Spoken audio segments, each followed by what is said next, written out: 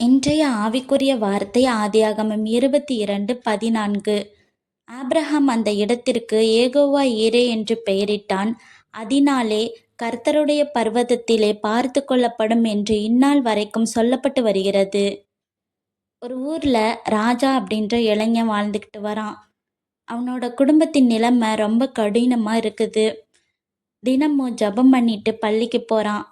பள்ளிக்கு போயிட்டு மீதியான நேரங்கள்ல வேலைக்கு போயிட்டு அவங்க குடும்பத்துக்கு உதவுறான். ஒரு நாள் பண்ணையில வேலை செய்யறதுக்கான வாய்ப்பு கிடைச்சிச்சு. ஆனா அவன்கிட்ட போக்குவரத்து வசதி இல்ல. ஏமாற்றமா இருந்தாலும் ஒரு நிமிஷம் ஏசப்பா கிட்ட ஜெபம் பண்றான்.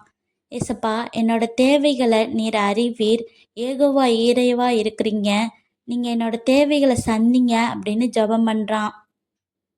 ஒரு பக்கத்து ஊர்ல இருந்து ஒரு வண்டி அவன் பக்கத்துல வந்து நிக்குது. அந்த வண்டியில இருந்தவரு அந்த பண்ணையோட மேலாளரா இருக்காரு. அவனுக்கு அந்த வேலைய சொன்னது மட்டும் இல்லாதபடி அவனுக்கு போக்குவரத்து வசதிகளையும் பண்ணி கொடுக்குறாரு.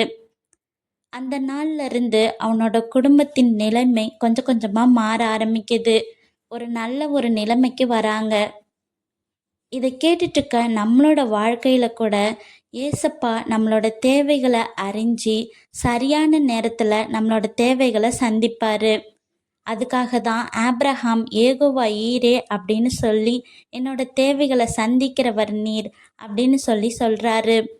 நாமும் நம்ம கர்த்தர் மேல நம்பிக்கை உள்ளவங்களா இருக்கணும்.